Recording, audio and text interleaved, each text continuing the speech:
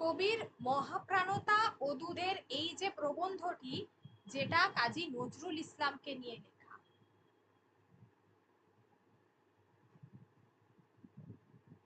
কাজী নজরুল ইসলামকে নিয়ে লেখা,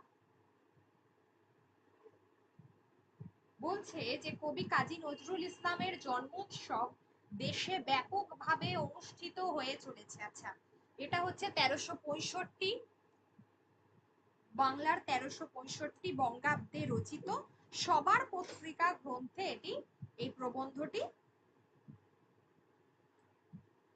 যুক্ত হয়েছিল, ঠিক আছে, বা অন্তর্ভুক্ত হয়। ম্যাম পত্রিকার নামটা আরেকবার বলুন। সবার পত্রিকা আছে, তোমাদের টেক্সটে দেওয়া আছে সবার পত্রিকা, নিচেই যে বৈশাখ জ্যৈষ্ঠ সংখ্যা 1365 সাল।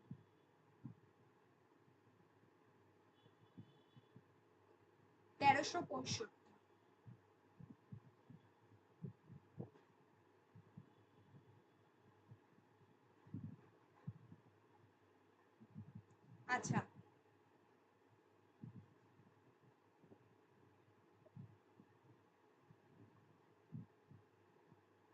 আচ্ছা, এবারে হচ্ছে এটা কাজী নজরুল ইসলামকে নিয়ে লেখা। তো এখানে বলছে যে কবি নজরুল ইসলামের জন্মোৎসব দেশে ব্যাপকভাবে অনুষ্ঠিত হয়ে চলেছে। আনন্দ সংবাদ বলছে যে এতদিনে বোধহয় এটা, আমরা যে সালটার কথা বলছি এটা হচ্ছে 1958, ঠিক আছে, ইংরাজিতে হচ্ছে 1958 সাল। তো আমরা এটা বুঝতেই পাচ্ছি যে সেই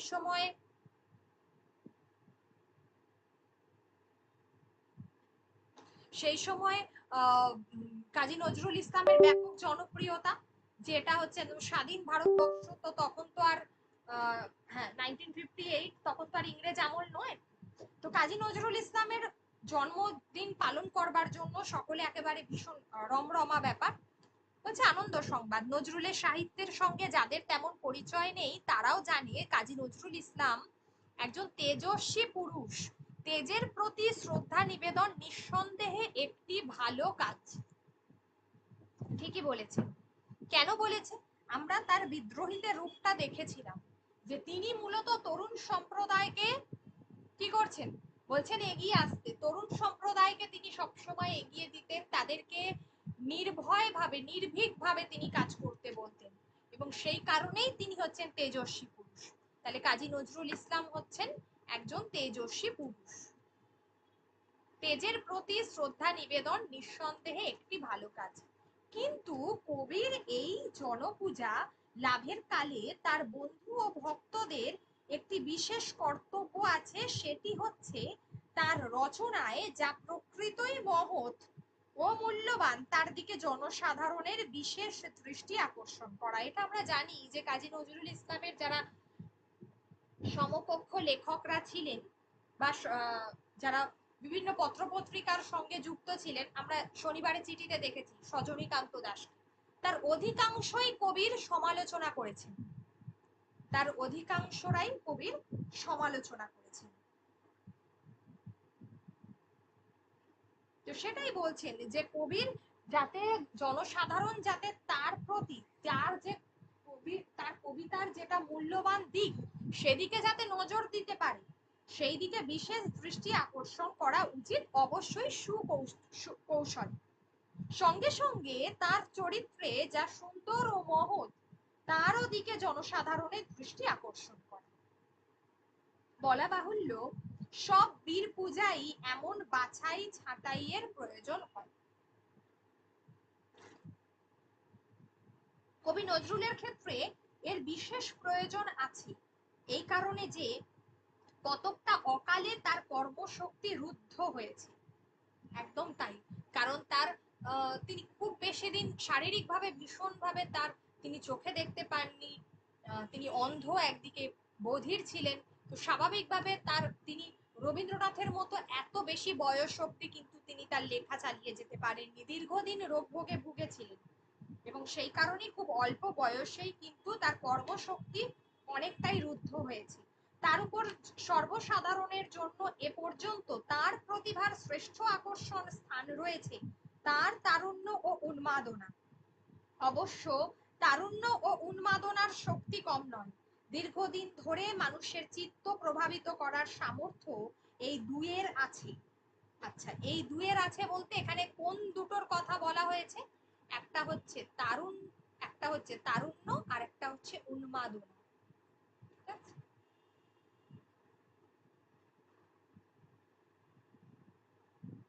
দীর্ঘদিন ধরে মানুষের চিত্ত প্রভাবিত করার সামর্থ্য এই দুয়ের আছে। বাইরনের প্রতিভা তার এক প্রমাণ, কিন্তু সেই বাইরনের প্রতিভা থেকেও বোঝবার আছে যে তারুণ্য ও উন্মাদনার শক্তি খুব নির্ভরযোগ্য নয়। তাহলে এখানে বাইরনের কথা বলা হয়েছে, একজন ইংরেজ সাহিত্যিকের কথা এখানে তুলে ধরা হয়েছে।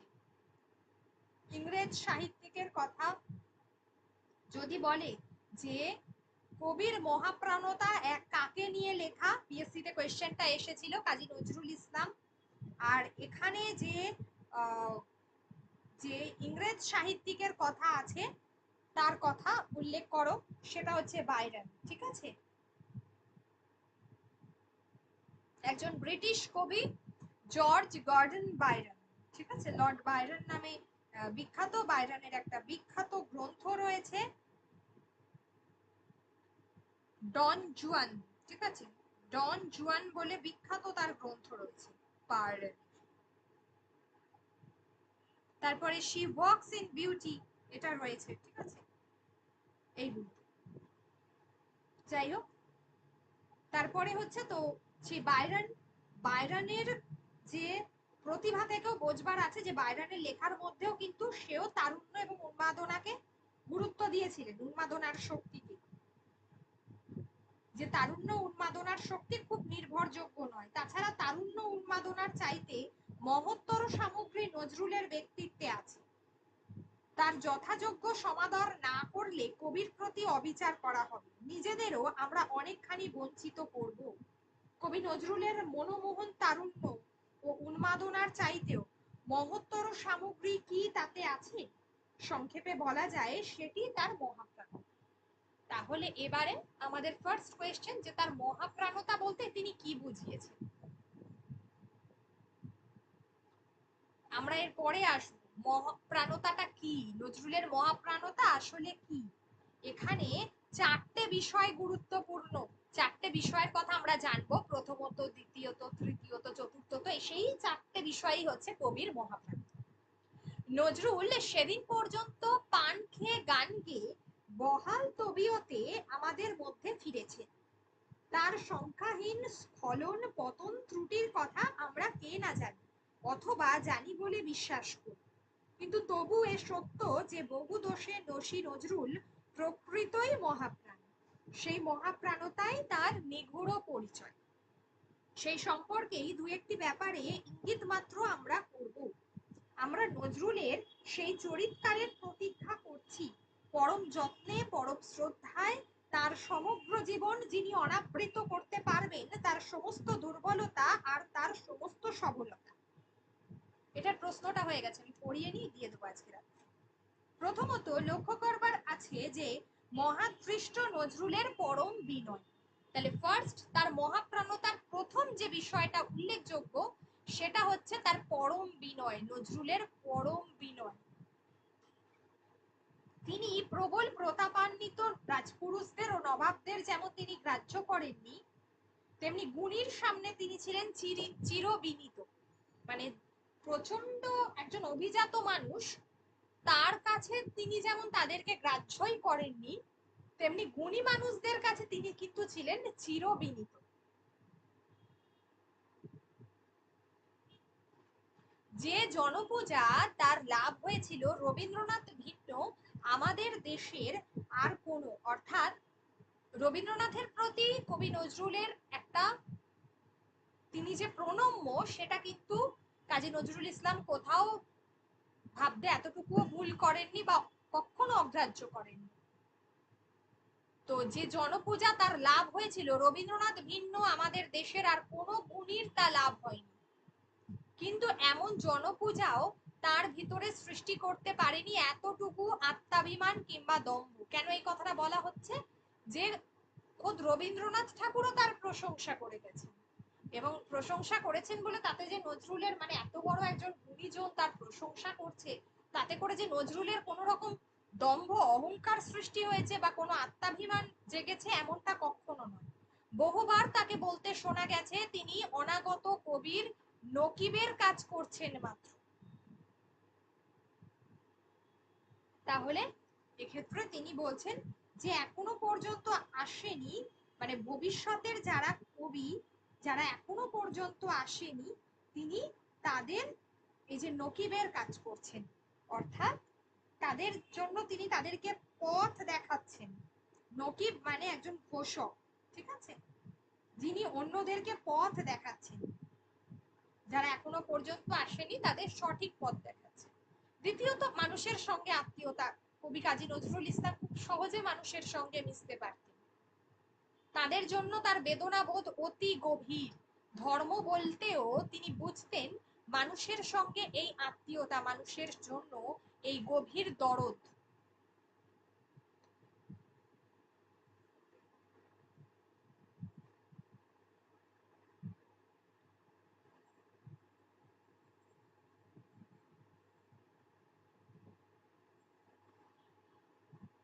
মানুষের সঙ্গে আত্মীয়তা, তাহলে মানুষের সঙ্গে তার প্রতি নিহত নিয়ত যে আমরা দেখি যে মানুষের সঙ্গে তার যে গভীর একটা সম্পর্ক, মানুষের সঙ্গে তিনি খুব সহজে মিশতে পারতেন, যে কথা রবীন্দ্রনাথ তো তার গ্রন্থে যেমন ছিন্নপত্রতে বলেছেন যে কিভাবে তিনি মানুষের সঙ্গে মিশেছেন, কাজী নজরুল ইসলামও ঠিক তাই। তাদের জন্য তার বেদনা বোধ অতি গভীর। ধর্ম বলতেও তিনি বুঝতেন মানুষের সঙ্গে আত্মীয়তা, এখানে তিনি মানব ধর্মকে বেশি গুরুত্ব দিয়েছেন, কখনো কোনো হিন্দু মুসলমান বিশেষ করে নির্দিষ্ট করে কোনো ধর্মীয় নীতি পালন বা রীতিনীতি পালনের কথা তিনি কিন্তু বলেননি। মানুষের সঙ্গে আত্মীয়তা, মানুষের জন্য গভীর দরদ। তৃতীয়ত প্রতিহিংসা, ঈর্ষা, বিদ্বেষ তাতে ছিল না আদৌ।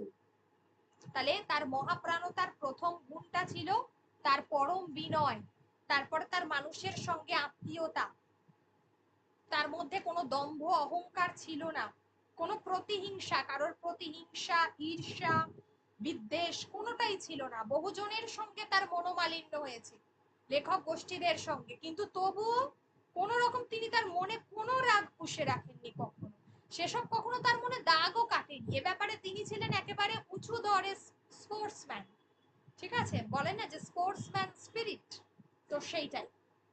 একদিন তার গৃহে আমার দেখা হয়েছিল তার এক কড়া নিন্দুকের সঙ্গে, সমালোচক।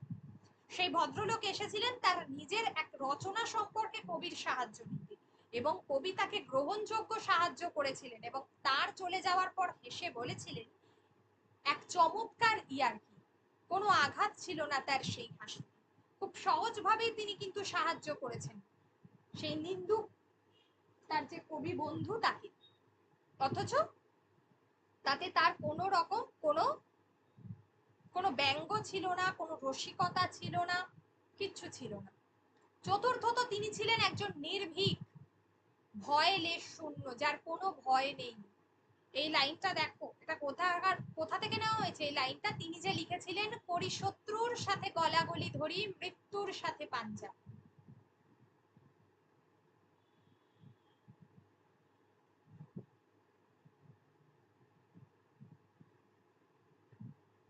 বিদ্রোহী কবিতাটি থেকে নেওয়া হয়েছে এই লাইনটা, আছে তোমাদের পিএসসিতে, বিদ্রোহী থেকে নেওয়া হয়েছে এই লাইনটা। তিনি যে নির্ভীক ছিলেন, আমরা জানি যে বিদ্রোহীতে বারবার বলা হয়েছে কাজী নজরুল ইসলামের সেই তারুণ্যের প্রতি, তার যে তরুণ সমাজকে এগিয়ে আসতে বলেছেন, সমস্ত অন্যায়ের বিরুদ্ধে প্রতিবাদ করতে বলেছেন, সর্বশক্তি দিয়ে প্রতিবাদ করতে বলেছেন, সেইটাই। ছোট বড় অনেক ব্যাপারে তার সেই ভয়লেস শূন্যতার অপূর্ব পরিচয় তিনি দিয়েছেন। জ্ঞান তপস্বী তিনি আদৌ হতে চাননি, তিনি চাননি যে আমি বিশাল কিছু জ্ঞান অর্জন করব, যে শুধুমাত্র তিনি জ্ঞানই অর্জন করবেন আর সেগুলোকে তিনি আওড়াবেন, এমনটা নয়। শুধু সঙ্গীতের ক্ষেত্রে নয়, কাব্যের ক্ষেত্রেও তিনি কম তপস্যা করেননি। তার যেন ধারণা ছিল তপস্যার সঙ্গে জড়ার নিত্য সম্পর্ক, অর্থাৎ তিনি দীর্ঘদিন ধরে একটা বিষয়কে, সেটা গান হতে পারে, সেটা কবিতা হতে পারে, তিনি শিখতে চেয়েছেন, তার মধ্যে তিনি প্রতিনিয়ত ব্যস্ত থাকতে চেয়েছেন। তো যার ফলে আমরা দেখতে পাচ্ছি যে এই যে যদি আমরা কোনো কিছু নিয়ে দীর্ঘদিন থাকি, তো অটোমেটিক্যালি আমরা সেটা নিয়ে শিখতে পারবো। এই জড়া শব্দটা, যেটা হচ্ছে বার্ধক্য, অর্থাৎ আমরা বলি যত দিন যায় তত অভিজ্ঞতা বাড়ে। তো কাজী নজরুল ইসলাম সেই অভিজ্ঞতা, সেই তপস্যার কথা বলেছেন যে একটা বিষয় নিয়ে দীর্ঘদিন ধরে তার সঙ্গে থাকলে অবশ্যই সেক্ষেত্রে যত বয়স বাড়বে অভিজ্ঞতাও কিন্তু বাড়বে। তারুণ্য ও উন্মাদনায় তার দীর্ঘ আসক্তির একটি কারণ হয়তো এই। বলা বাহুল্য এ মনোভাব বিপজ্জনক, কেননা শিল্পের ক্ষেত্র মোটের উপর জ্ঞানের ক্ষেত্র, তাই তপস্যারও ক্ষেত্র। এই মনোভাবের অবশ্যম্ভাবী ব্যর্থতা থেকে তাকে রক্ষা করেছে তার এই স্বভাব দত্ত মহাপ্রাণতা, যেটা তার এই যে সার্থকতা, যাকে তপস্যা, যেটা তাকে সার্থকতা দিয়েছে। এক হিসাবে সব মহৎ সৃষ্টির মূলেই মহাপ্রাণতা। যিনি নিজে মহাপ্রাণ নন, মহৎ সৃষ্টি তার দ্বারা সম্ভবপর নয়, একথা প্রায় সর্ববাদী সম্মত। ঠিক আছে, যিনি নিজে মহাপ্রাণ নন, মহৎ সৃষ্টি তার জন্য সম্ভবপর নয়, একথা সর্ববাদী সম্মত। মহাপ্রাণতাই যে নজরুলের তারুণ্য ও উন্মাদনাকে অর্থপূর্ণ করেছে, সেই ভূমিকাই যে তার সাহিত্য সৃষ্টির প্রকৃত বিচার হতে পারে। নজরুলের সাহিত্যের অভিনিবিষ্ট পাঠকদের চেষ্টায় সে কথা যদি সাধারণে যোগ্যভাবে প্রচারিত হয়, তবে নজরুল জন্মোৎসব আমাদের জাতীয় জীবনে একটি সৃষ্টিধর্মী ব্যাপার হবে।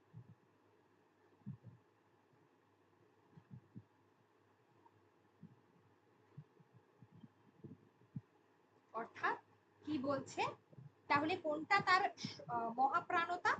আশা করি বোঝা গেছে।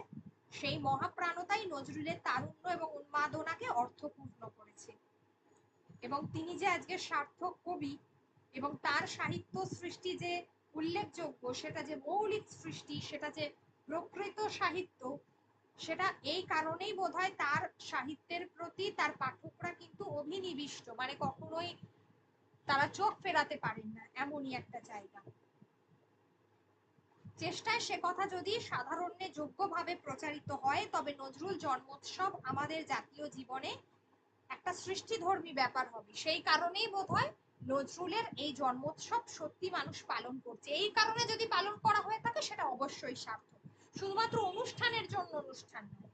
শিল্পী নজরুল যত বড় মহাপ্রাণ, নজরুল তার চাইতে বড়, একথা যারা বুঝবেন তারাই হয়তো যোগ্যভাবে বুঝবেন নজরুলের শিল্প সৃষ্টি, কেননা তার সেই মহাপ্রাণতা বিধৃত হয়েছে তার সেই শিল্প সৃষ্টি। অর্থাৎ কি না, নজরুলের এই যে শিল্প সৃষ্টি,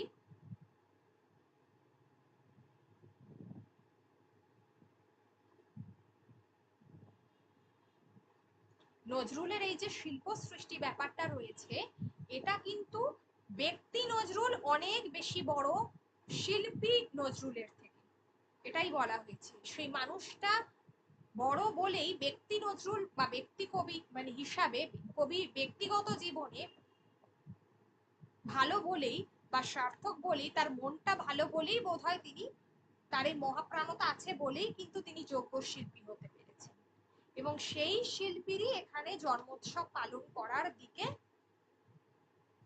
করা উচিত বলে অদূত মনে করেছেন। ঠিক আছে, এটা খুব ছোট করে লেখা, কিন্তু ভালো, প্রবন্ধটা খুব ভালো, ছোটর ওপর অসম্ভব সুন্দর, মানে বঙ্কিম প্রতিভা এবং নজরুলের এই প্রবন্ধটা ছোটর ওপর অনেক বেশি গভীর আলোকপাত করা হয়েছে। আমার তো মনে হয়েছে যে ওই রবীন্দ্রনাথের গানের থেকে এই প্রবন্ধটা অনেক। এই লাইনটা তুলে প্রশ্ন আসতে পারে, তিনি ছিলেন একজন উঁচু দরের স্পোর্টসম্যান, আমি লিখে দিচ্ছি আজকে, এটা আজকে দিয়ে দেবো। কার সম্পর্কে বলা হয়েছে এইটা। তারপরে কবি তাকে গ্রহণযোগ্য সাহায্য করেছিলেন, আর তার চলে যাওয়ার পর হেসে বলেছিলেন এক চমৎকার ইয়ার্কি। কার উদ্দেশ্যে বলেছিলেন, কোন ব্যক্তির উদ্দেশ্যে? সেই ভদ্রলোক নিন্দুক কবি বন্ধু কবির একজন সমালোচক, যিনি কবির কাছে এসেছিলেন তার রচনার বিষয়ে সাহায্য নিতে।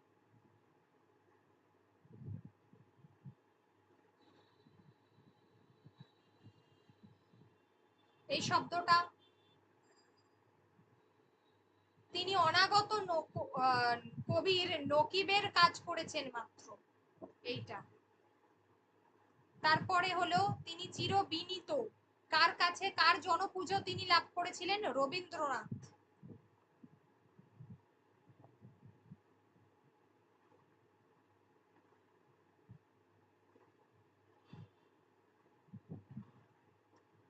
আচ্ছা, শিল্পী নজরুল যত বড়, মহাপ্রাণ নজরুল তার চাইতে আরো বড়।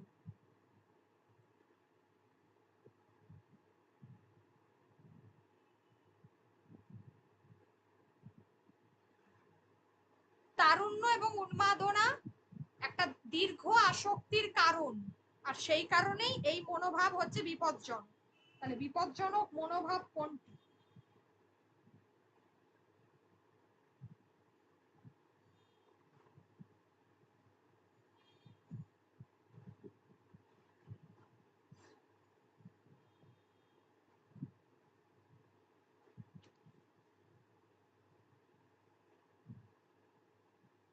আর কোনো অসুবিধা আছে এটা থেকে? দেখে নাও একবার।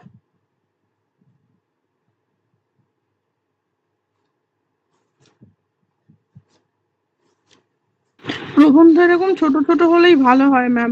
আর যেগুলোতে কিছু বোঝার আছে বা জানতে পারছি, অন্যগুলো তো ম্যাম সে বিশাল বড় বড়।